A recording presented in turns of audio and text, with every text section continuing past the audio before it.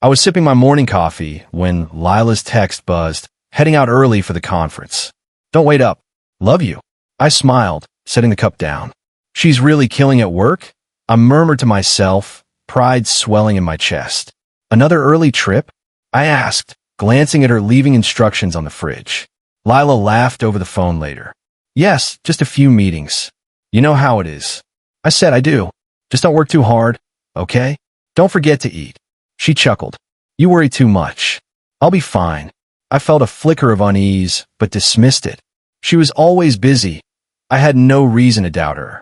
Besides, I trusted her completely. My workday at the firm was routine. I walked past the office doors and noticed a new face, someone I hadn't seen before. Hi, you must be the boss, the guy said with a confident grin. I am. And you are? I asked, extending my hand. Alex, just joined this week. Nice to meet you. I shook it. Welcome aboard. Hope you like it here. Alex's eyes flicked, subtle but noticeable. Thanks. Already feeling at home. Lila mentioned the project I'll be assisting with. I nodded, curiosity piqued. Yes, she mentioned it. You'll be reporting to her directly. Alex smirked. Lucky me. Sounds like she's impressive. I smiled. Pleased she had a reputation for excellence. She is. Just don't get in her way. Alex laughed, but there was a spark in his eyes I couldn't quite place. I ignored it and went about my day. Later, I called Lila. Hey, how's the conference? It's fine. Busy, you know, she said, a slight edge at her voice. You sound tired. Everything okay? Oh, I'm fine.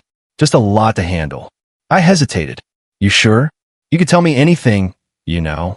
I know, she said softly. Don't worry, I've got it under control. The line went quiet. I tried to brush off the small feeling of unease. She's just stressed. Nothing more. Back at work, Alex stopped by my office. Mind if I ask something? He said casually. Go ahead. You and Lila. Married soon? He leaned slightly, curiosity clear. I felt a warmth spread through me. Engaged, actually. Next month. What? Alex shrugged. Just curious. She talks about you a lot. I grinned. That's good to hear.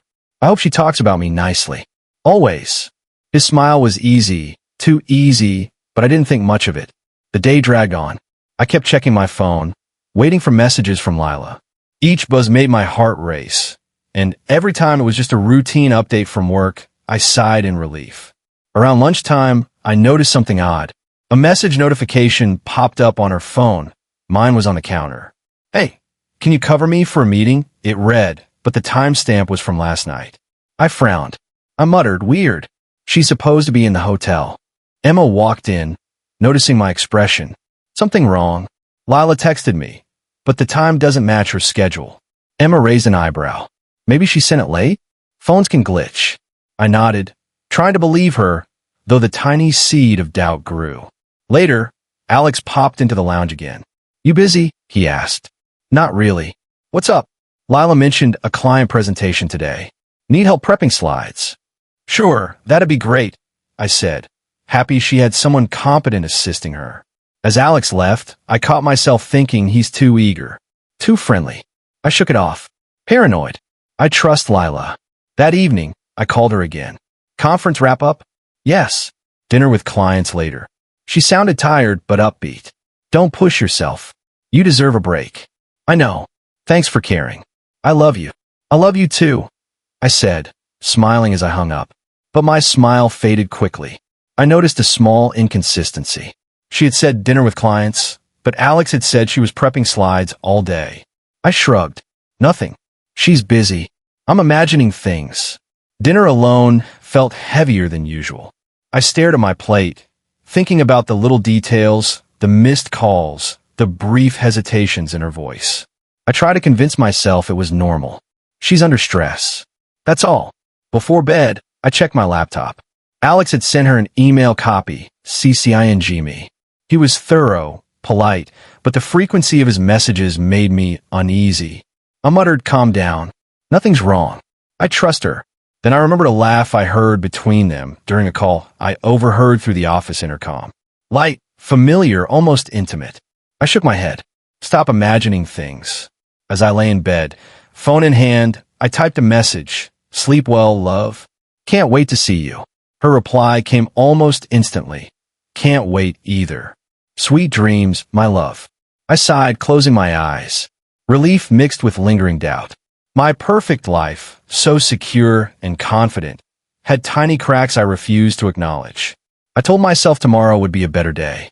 Little did I know, those cracks were only the beginning. I hadn't meant to see it. Her phone was on the kitchen counter, buzzing silently while I poured myself some water. Curiosity, or maybe instinct, made me glance at the screen. A message preview caught my eye. Can't wait to see you tonight, red heart. My heart froze. I blinked, then scrolled. The sender was Alex. I whispered to myself, no, this can't be real. I shoved the phone into my pocket and waited. Minutes passed like hours. Finally, I dialed her number. Hey, she answered, cheerful. Lila, are you at the hotel? I asked, voice tighter than I expected. Of course. What? Nothing. Just someone messaged you. I saw it. There was a pause. Just a quiet, measured pause. What did you see? She asked finally, her tone casual, but there was an edge I couldn't place. I swallowed hard. A message from Alex. It had seemed personal. Her laugh was soft, deliberate. Oh, that? You're reading too much into it, really. I don't know. I felt my hands shake. It said, can't wait to see you tonight. She sighed a long, theatrical exhale. I was just helping him with a late presentation. He was joking. Don't make it more than it is. Joking? You joke like that with your employee? I asked, voice rising. I do when he's stressed. Honestly, you're imagining things, she said, calm but firm. I don't know why you're questioning me now. We've been together for years. Do you really think I betray you over a stupid text? I hesitated. I wanted to believe her. I wanted to reach out and pull her close, tell her it was okay. But the image of the message burned in my mind. Lila, it felt wrong. I admitted quietly. It's fine, she said. Really, you're letting paranoia ruin your morning. You always overthink. I wanted to scream. I'm not overthinking. I just don't want to be lied to. Lie? She tilted her head, sounding hurt. I'm not lying. You're the one twisting everything. Look at yourself. Do you really trust me? Or do you just want reasons to doubt me? Her words cut deeper than I expected. I opened my mouth, but nothing came out. I paced the kitchen. I don't know what to think. Then stop thinking and start trusting, she said softly. You're letting fear control you. You know me. You know I would never, ever do that to you. I ran my hands over my face. I thought I did. You do, she insisted. You just need to remember it. I nodded silently, though my mind was spinning. Alex, the message, her laugh, the way she twisted my fear into guilt. I felt my trust cracking. At work, it got worse. Alex stopped by my office, grinning. Everything okay? You seemed distracted this morning. Yeah, I lied, brushing him off. Just busy. He raised an eyebrow. Busy worrying about your fiancée? I froze. Excuse me. Just kidding, he said, smirking. You look tense. Take a break. Coffee. I waved him off. Too confident. Too easy. He knows something. Emma noticed my distraction too. You all right? She asked during lunch. I don't know, I admitted. Something feels off. Rumors? She asked cautiously. Not rumors, I said. Something I saw.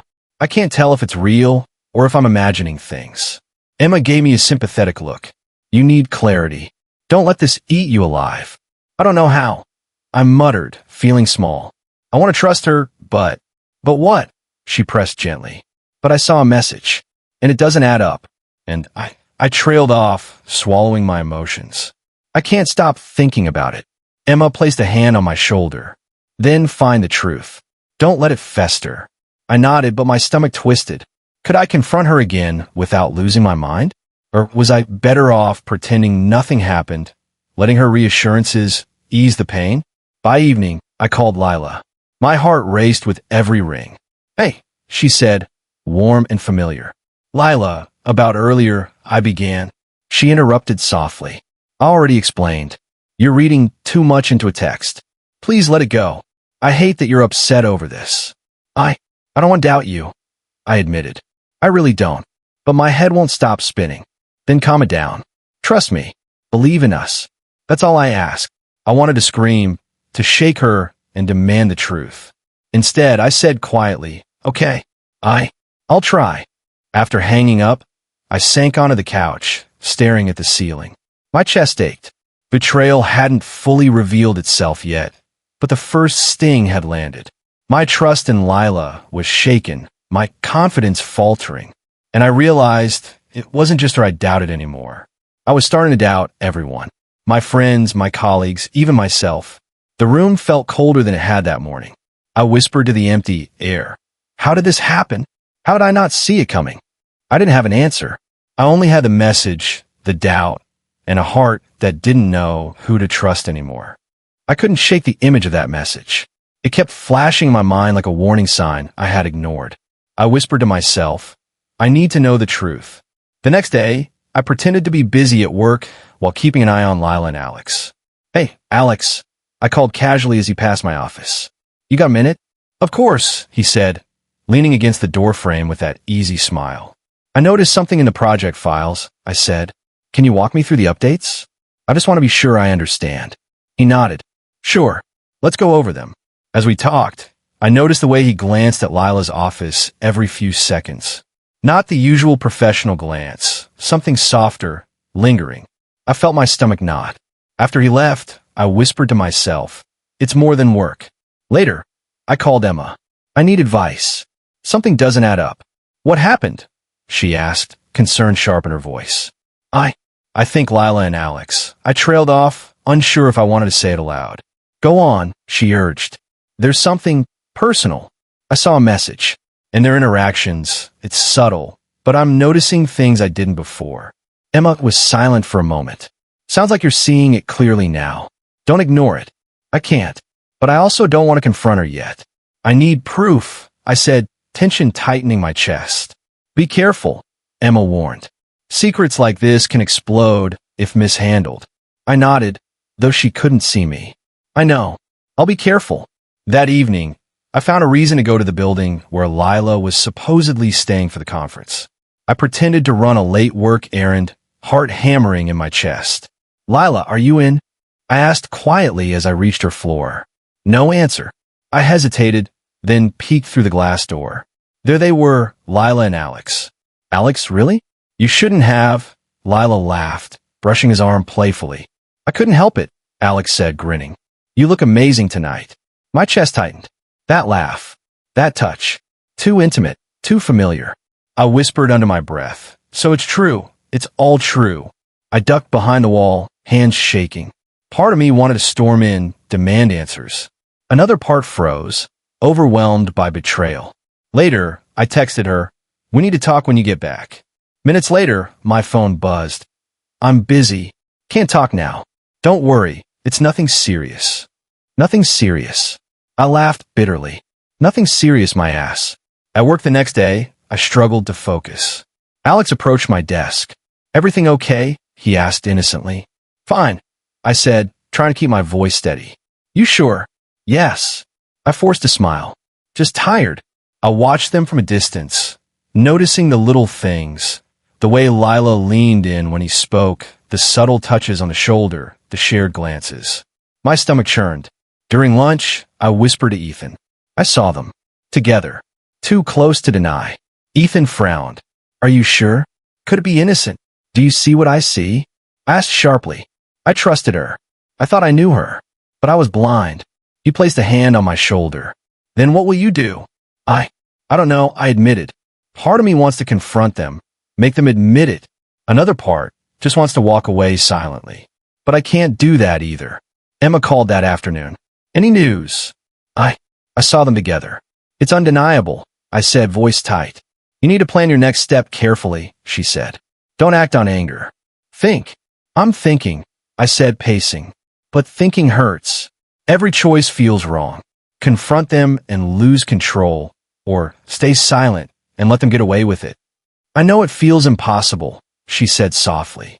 You have to protect yourself, not just react. I ended the call and sank into my chair. My mind replayed the moment over and over. Every laugh, every touch. I whispered, I can't believe I missed it. All the signs were there. Later, Alex stopped by again. Busy day. Yes, I said shortly. Can we talk later? Sure, he said, not noticing the edge of my voice. I felt a surge of anger and helplessness. My hands balled into fists. I whispered, "Do they even know what they're doing to me?" That evening, I called Lila. "We need to talk. Now. Not tonight." "I'm tired," she said, voice tight. "Lila." "I know," I said quietly, swallowing the hurt. "I saw you. With him. Don't lie to me." There was a pause. Then, "You saw what?" I don't know what you mean." I clenched my jaw. "Don't pretend." "I know. I saw everything." "How could you do this?" "Everything? You mean a laugh, a touch," she said, voice trembling but calculated. "You're imagining things. You're letting paranoia destroy us." "I'm not imagining," I shouted. "I know what I saw. How could you betray me?" She sighed. "Betray?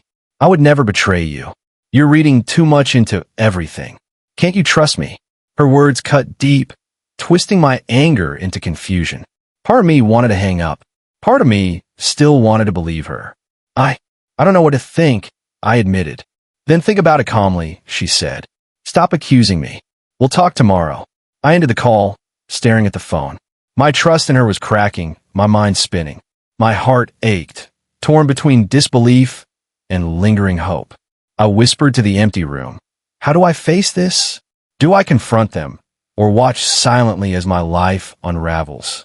The choices felt impossible. Every option carried pain. Every thought led to anger or sorrow. I realized my world was changing, and there was no going back. The company gala was buzzing, and I tried to focus on work talk, on fake smiles, on normal. But I knew why I came. I needed to see, to confirm. "Hey, you made it," Alex said, leaning close as I walked past. His grin was casual, almost mocking. "Yeah," I said, forcing a smile. My stomach twisted. "Busy night, huh?" "Always," he said, glancing toward the balcony. "You coming?" I followed, heart hammering. And then I saw them. Lila, laughing, her hand resting lightly on his arm. Not just friendly, not just joking. Every glance, every laugh, every touch, they were performing intimacy like it was natural, like I wasn't even there. I whispered to myself, "So it's true. Everything. Enjoying the view?" Lila said, turning, smiling at me like nothing was wrong. I clenched my jaw. I see you're having fun." "We are," she said, oblivious to the tension radiating off me. "Yeah, fun," I muttered, forcing myself to breathe. Alex leaned in, whispering something in her ear. She laughed, soft and familiar. I felt my chest tighten. I excused myself to the bar, shaking. "Ethan," I said, spotting him. "Did you see that?" He glanced at me. "See what?" "Them. Together. Not hiding it." "Shit," he muttered. "That's brutal." "I know," I said quietly. I trusted her. I ignored everything. And now look. My voice cracked. "They don't even care I'm here." "Stay calm," Ethan said. "You need a plan." I shook my head. "I don't even know if I want a plan. I want to scream. I want to run over there and... I don't know." "Don't," Ethan warned. "Public scene? You'll look worse." I forced a laugh. "Yeah, I guess. Dignity, right? Seems like I lost that already." Later, I caught her eye across the room. She smiled and waved. My stomach lurched. I wanted to smile back, wanted to scream. I wanted everything at once. I muttered under my breath. How could I be so blind? Alex approached, hand extended. "Hey, can we talk?" I ignored it, walking past. He didn't follow, but I could feel his eyes burning into my back. Minutes later, I found a quiet corner. I punched the wall lightly, just enough to feel the sting. "I can't believe this," I whispered. "I gave you everything, and you," my voice trailed. "Everything," a voice said softly. I froze. Lila had appeared behind me, calm, almost sweet. I trusted you," I said. "I saw it all tonight." "How could you?" She tilted her head. "Saw what?" "I don't know what you mean." "I'm not stupid," I said. "Alex, you..." "Stop it," she interrupted, sharp now. "You're letting jealousy twist your thoughts. There's nothing to see. You always overreact." "Overreact," I spat. "You're standing there, holding his arm, laughing like I'm invisible." She sighed, crossing her arms. "I've said it before.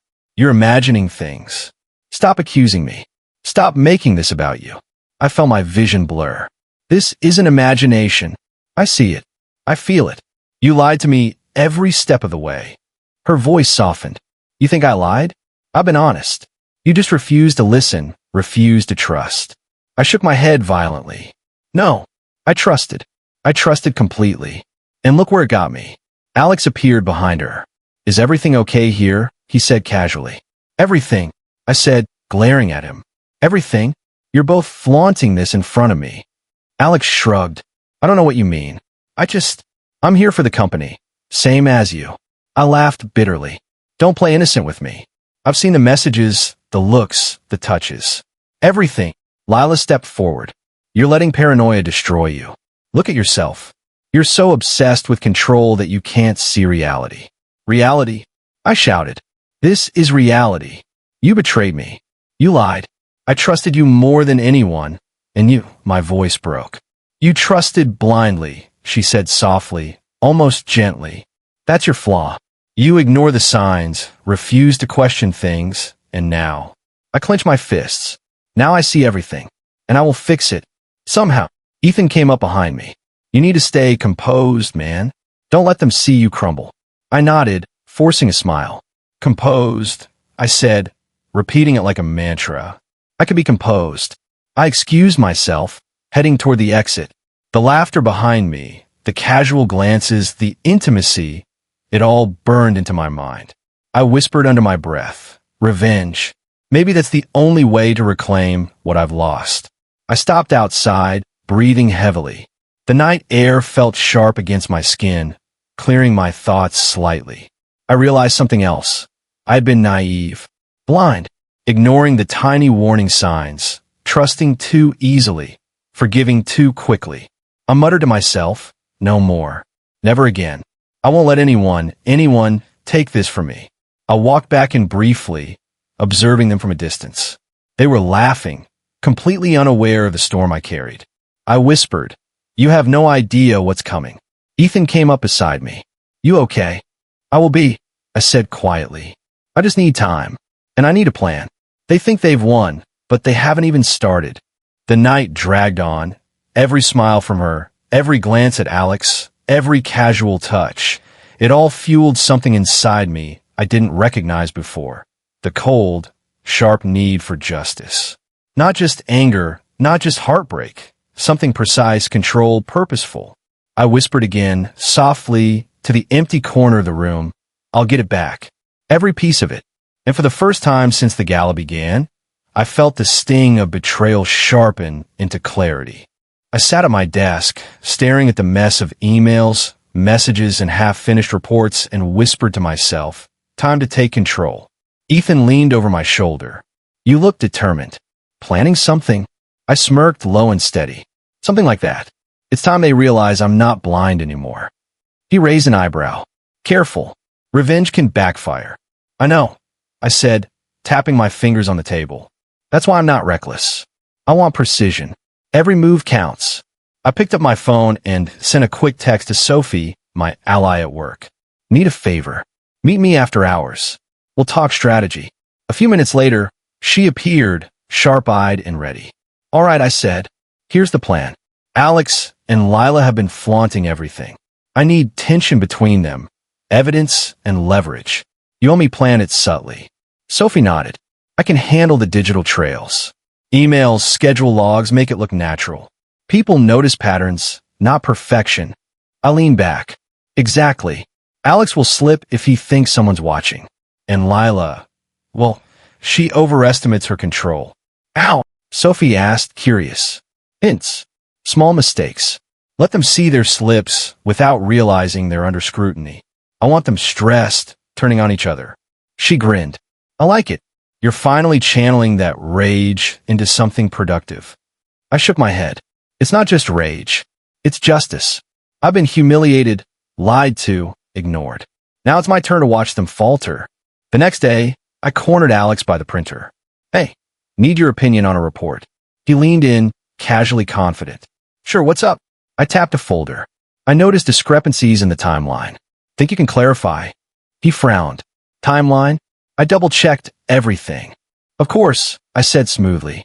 Just make sure everything lines up. It's for Lila too, so she'll see. He nodded, unaware of the subtle trap. Every glance I stole, every correction, was evidence being recorded mentally. Later, I texted Sophie, send the meeting logs from last week to my private email. Label them as standard reporting errors. Let them notice. Minutes later, she confirmed. Done. They'll think it's an accident.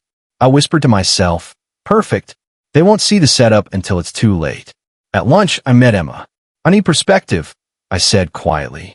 You're turning into a strategist, she said, smirking. I'm trying to reclaim control. But there's something else, morality. How far is too far? I could destroy them completely, but would that be justice? Emma paused. It's tempting, but think about the aftermath.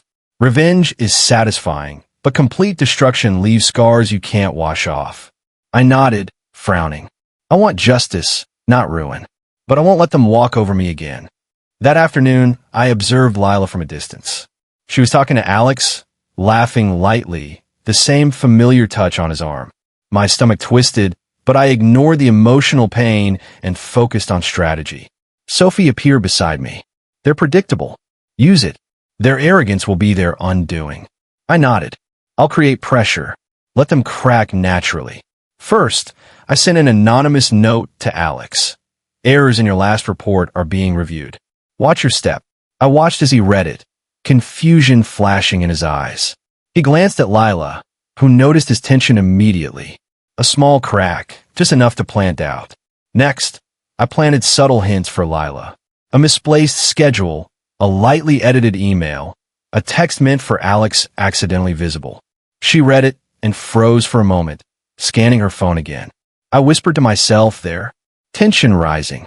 Over the next week, I continued small manipulations, redirecting emails, swapping conference calls, creating the illusion of oversight. I maintained public composure, smiling at meetings, laughing at jokes, all while the storm brewed quietly around them. Ethan stopped by. You look calm. How are you managing? Control, I said. An observation. Every interaction, every slip, they're predictable under pressure. He frowned. Still, does it feel good? Watching them. Not exactly good, I admitted. It's satisfying, yes. But my focus is on reclaiming my life. Power isn't about pleasure, it's about balance. Later, I cornered Lila briefly in the hallway. How's the project going? I asked innocently. Fine, she said, not looking at me. Everything under control? She glanced at me, suspicion flashing. Yes, why? Just checking, I said smoothly. I'll leave you to it. Inside, I felt a thrill. Subtle pressure, doubt creeping in, and they had no idea. Sophie updated me that evening. They're reacting exactly as expected. Stress levels high. Alex snapped at a coworker over a minor error, and Lila looked worried for the first time. I smiled quietly. Good. Keep the subtle nudges coming. Over the week, I orchestrated minor conflicts. Emails forwarded incorrectly, schedules crossed, small deadlines rearranged. Alex and Lila began arguing in hushed tones, tension growing. I observed silently, noting every slip, every raised voice. One afternoon, I caught Alex muttering under his breath. Why does she always check everything? It's like I'm walking on eggshells. I whispered to myself, exactly. Keep unraveling. I confronted myself too. Am I becoming what I hate? I asked, staring at my reflection in the window. I'm manipulating people, creating stress. Is this justice or revenge? Emma's advice echoed. Justice, not ruin. I nodded. Balance. I'll stop before it goes too far. But I won't stop until they feel the consequences. By the end of the week, I felt stronger. Confidence returned, subtle power flowing back into my life. I walked past them in the office, smiling, friendly, while knowing every tiny trap was working. Sophie whispered as I passed. You're in control now. Feels good, doesn't it? I nodded quietly, chest tight. It does. But I must be careful. One wrong step and I lose it all. Later, I called Emma. It's working. They're cracking. Small things, tiny cracks, but they're starting to show. Good, she said. Now stay composed. Don't let emotion ruin the strategy. I know, I said. I've learned. No blind trust. No rash moves. Control and patience. As I hung up, I whispered, this is only the beginning. Every slip, every doubt, every tense glance, they're all pieces. And soon, the truth will be undeniable. I felt something I hadn't in weeks. Purpose, focus, power. Not from anger alone, but from reclaiming my life, piece by piece. And as I watched them laugh across the office, tension slowly growing between them, I whispered to the empty room. You thought you had me. You thought I was broken. You were wrong. Dead wrong. I watched quietly from my corner of the office, my coffee cooling in my hand, as the tension between them grew. Alex's brow was furrowed, Lila's fingers trembling over her phone. Every glance, every small argument, was a piece of the puzzle I had set in motion. You're late again, Alex snapped, voice low but sharp. I had meetings, Lila replied, biting her lip. It's not like you care about timing either. I care about this project, he shot back. Unlike you, apparently. I sipped my coffee slowly, watching. Their arrogance had made them sloppy. Every misstep I planted, every email I nudged, was now unraveling their carefully crafted world. Stop acting like I'm incompetent, Lila said, her voice rising. I manage perfectly fine without you breathing down my neck. I'm not breathing down your neck, Alex growled. I'm trying to keep things on track. But clearly you're more interested in, he trailed off, glaring, his words hanging between them. I could almost hear their thoughts, see the guilt creeping into their faces. My lips twitched with satisfaction, though a pang of sadness followed.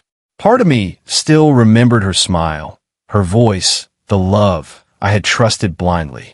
I whispered to myself, this is justice, but it doesn't feel like victory.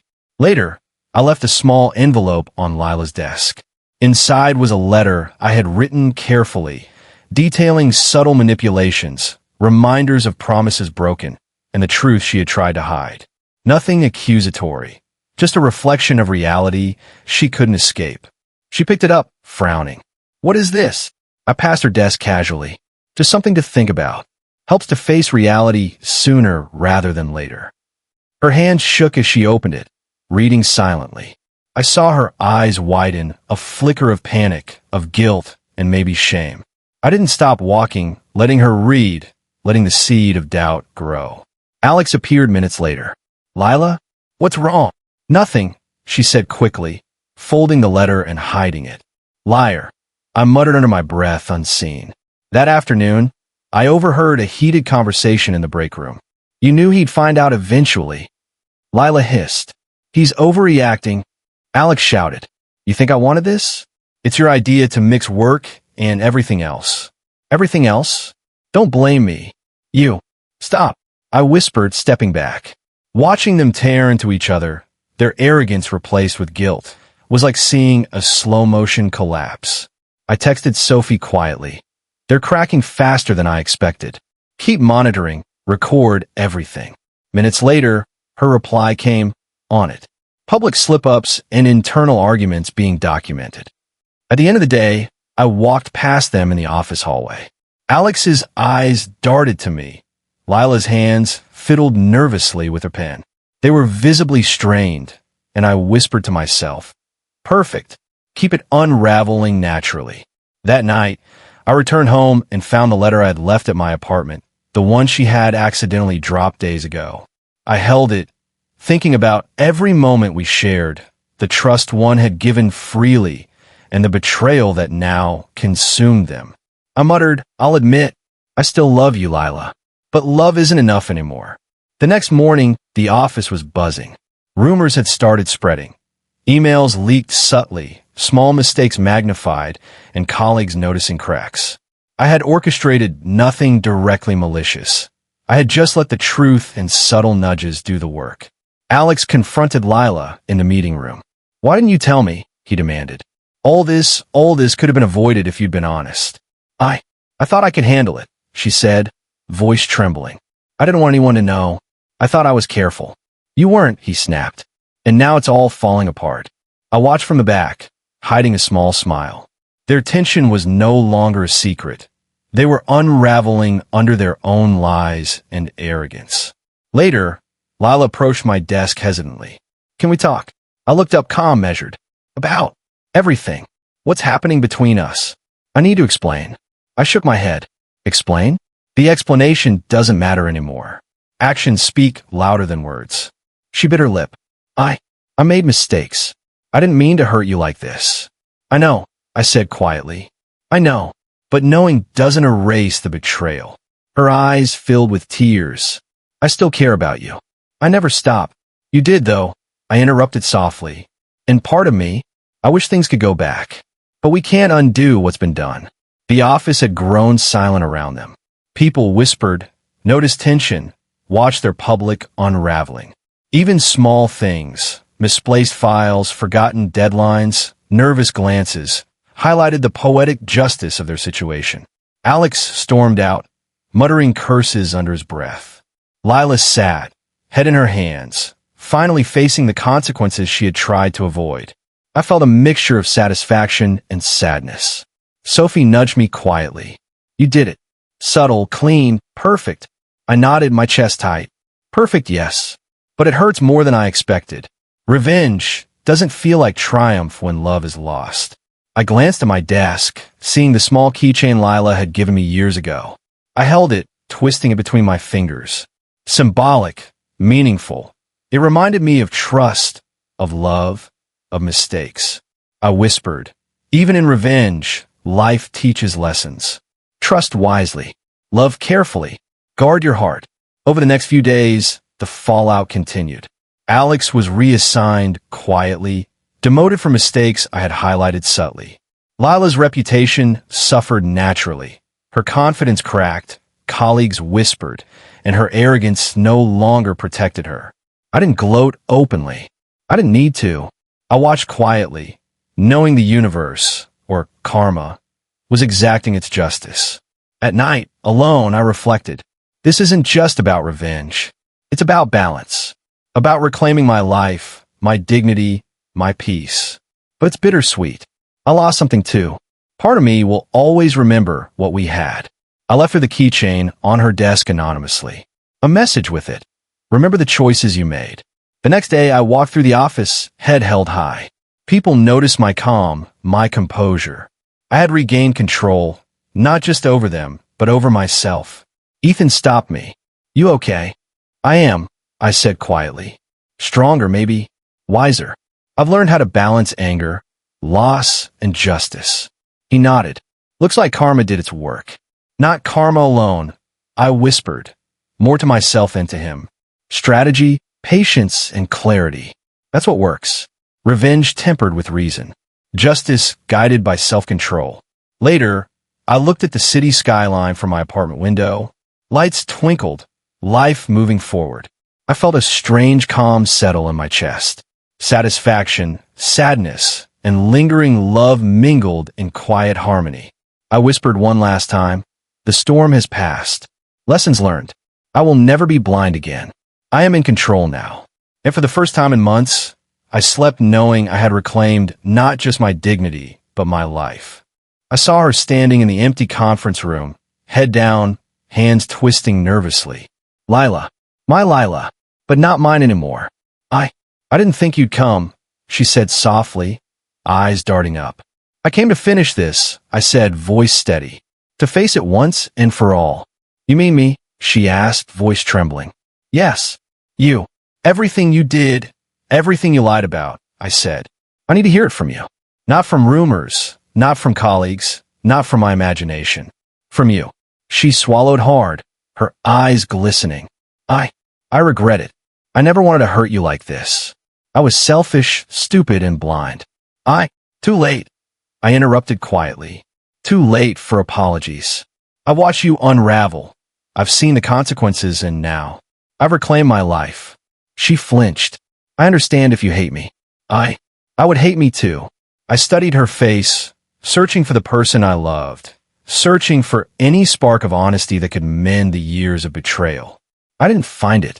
I whispered, hate maybe, but what matters now is what I do next. Not you. Her shoulders slumped. I thought we could fix it. I thought if I explained. I don't want explanations anymore, I said firmly. I wanted truth. And I found it in their actions, in your lies, in your betrayal. I'm sorry, she whispered again, tears spilling freely. I shook my head. Sorry won't change the past. but I will leave this room not broken, not defeated, stronger, wiser. I've learned more than I ever thought I could about trust, love, and betrayal.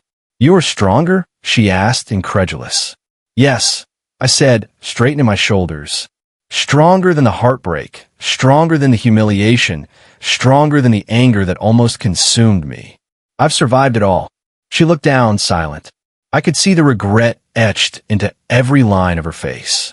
Finally, she whispered, I never realized how much you'd lose, how much you'd suffer because of me. I took a deep breath, keeping my composure. I've lost some things, I admitted. Love, trust, innocence, but I've gained clarity, power over my own life. The ability to choose my next steps carefully, without being blind, without being naive. Her voice broke. Do you forgive me? I paused. Part of me wanted to say yes. Part of me wanted to say no. Forgiveness isn't the point, I said finally. The point is growth, healing, moving forward. I won't let your betrayal define me. She nodded slowly. I see. And, Alex, I smiled bitterly. Let him deal with his own consequences. I watched the cracks form. I've watched guilt consume him. That's enough. Her eyes filled with tears again. I never meant for any of this to happen. I know, I said softly, but intent doesn't erase action, and action has consequences. She sniffled. Do you hate me? I don't know, I admitted honestly. Maybe a little, maybe a lot, but I don't want hate to rule me anymore. It almost did, and I survived it. That's what matters. The silence stretched, heavy but cleansing. I felt a strange peace settle in my chest. I whispered under my breath. This is closure, finally.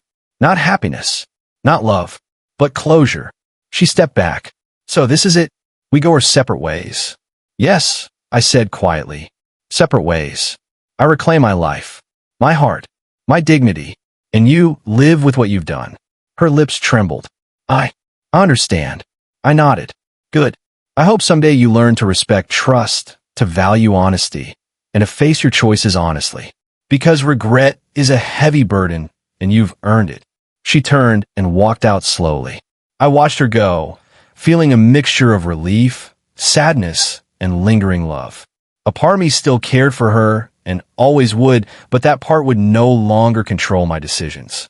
I leaned against the desk, taking a deep breath. I whispered to myself, I survived betrayal. I survived heartbreak. I survived lies. And I will survive whatever comes next. Later that evening, I picked up the keychain she had given me years ago, the one I had kept as a memory of better times. I held it, twisting it in my fingers. A symbol, I murmured, of trust, love, and lessons learned. It reminds me of what I had and what I lost. I set it down gently on my desk. I didn't keep it. I didn't throw it away. I left it as a marker of my growth, a reminder that I had endured and emerged stronger. I called Ethan. It's over, I said quietly. Finally. Good, he replied. You've earned it. You've grown through all of this. I have, I admitted. But scars remain. Emotional scars. Memories of betrayal. A lingering ache where love used to be. That's normal, he said. Pain teaches, but it doesn't define you. I nodded, staring out the window at the city lights. I understand now. Betrayal can break you, but it can also awaken you. Trust wisely. Love carefully, and never ignore the signs. Later, alone in my apartment, I poured a glass of whiskey. I raised it to the empty room, to survival, to lessons learned, to rising from the ashes. I took a sip, letting the warmth settle in my chest. I whispered again, softly, I'm free now, free to live my life on my terms. Stronger, wiser, and unbroken. The night stretched on, quiet and still. I reflected on the journey. The betrayal, the heartbreak, the careful strategy, and the eventual justice. Bittersweet, yes. Painful, yes. But ultimately, empowering. I whispered one last time to the empty room, I will never be blind again. I will never give my trust without thought. And I will always rise, no matter the ashes left behind. And with that, I finally slept, knowing that I had reclaimed my life, my identity, and my peace. Justice was served, growth was realized, and though scars remained, I was ready for whatever came next.